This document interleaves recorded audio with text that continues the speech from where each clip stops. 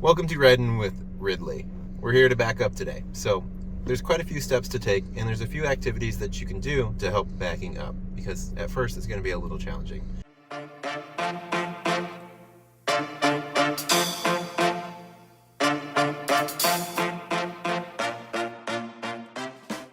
There's a couple of things to watch out for. The first thing to watch out for is your seat position. If you sit way too straight, what ends up happening is it's very hard to see behind you because you've got no room to try and back up. So those of you that are sitting really straight up and down, you're gonna have a really hard time. So what I suggest is that you tilt your seat back just a little bit from what you're normally used to, where it's just a little bit back. I went a little too much there. So just a little bit back so that you have more room to see behind you. Once you've figured out your seat position, there's a couple of things to notice as well. Most people, when they first try, it looks like this and they're trying to twist behind them. But if you notice my hips here, that I'm at a straight angle there. And what you want, preferably, is to kind of be at an angle where you're sitting something like that. Feels a little weird at first, but once you get good at it, you'll find yourself doing a couple of different options. You can put your hand behind the head restraint, you can put your hand somewhere in the middle. My personal favorite is just kind of jammed into the corner like this, where my elbow is in the seat. And once you get that, that's probably your best optimal position for backing up.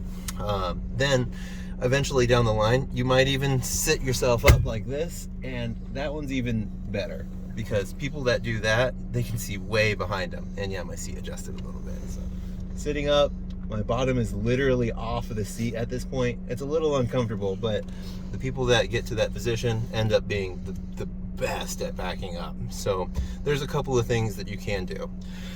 Another thing to think about is when you go to back up, like, how does the car move and what direction does it go when I'm in reverse?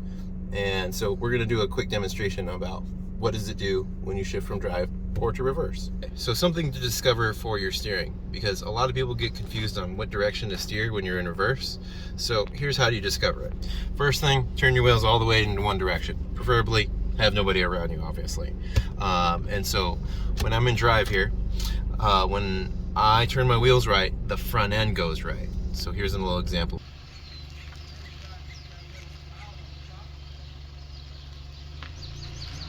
So front end's going right.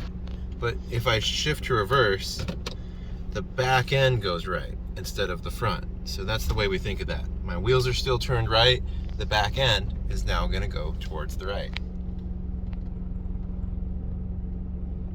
And then here it is again. Shift to drive, front end goes right.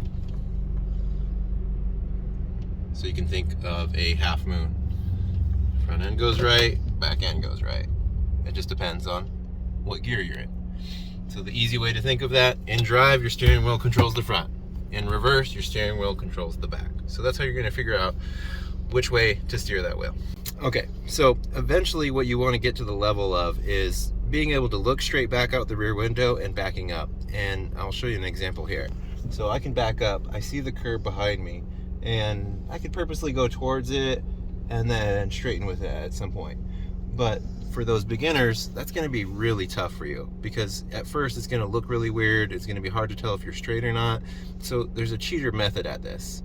And the cheater method is to glance at either your side mirror or your backup camera. We never stare there, because imagine that somebody behind me or in front of me were to come around and then start to turn behind me. I would never see them in that side mirror that I'm going to show you how to use, or in a backup camera. They'd already be behind you and then you'd hit them at that point.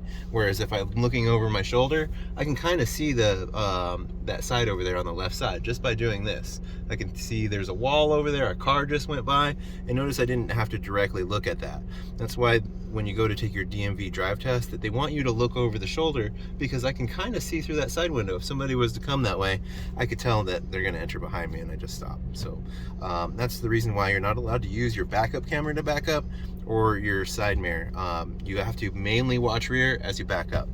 Now, the practice is, or the activity is, how am I gonna get good at using that backup camera or side mirror? So what you're gonna do for practice is you're actually gonna end up watching a side mirror to be able to back up, because when you do that, you still need a little practice on what you're seeing. And if you can try to do it the right way, which is mainly watch rear and glance to the side mirror as you go, you're going to get all sorts of mixed up. So you're going to first need some practice.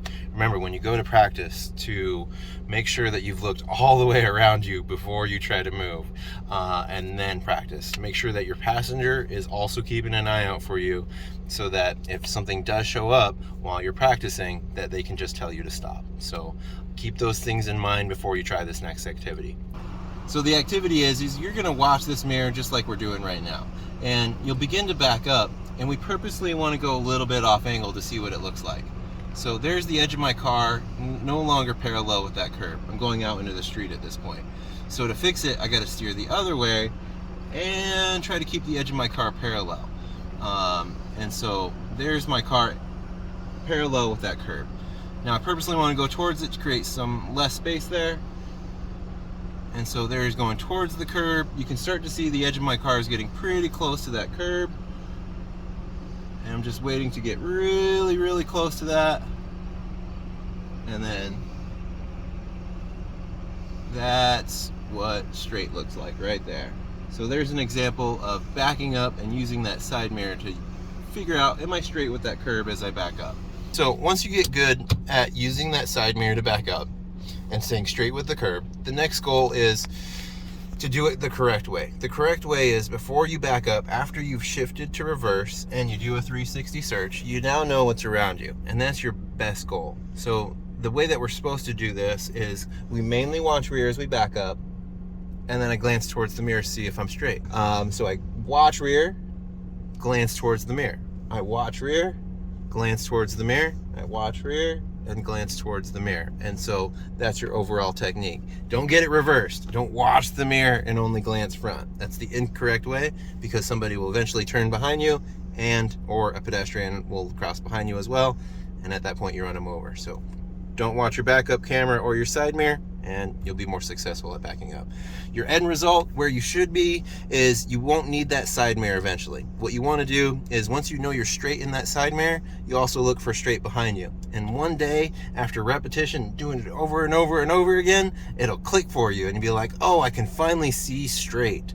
So that's your final goal, is to watch rear throughout the entire way and to not need that side mirror anymore. Right now there's a truck behind me and I can tell that, yeah, I'm starting to get close, so I stop. So that's your overall goal, is just to get used to watching rear behind you. If you ever need help, just use the side mirror and you'll eventually start to see it with practice.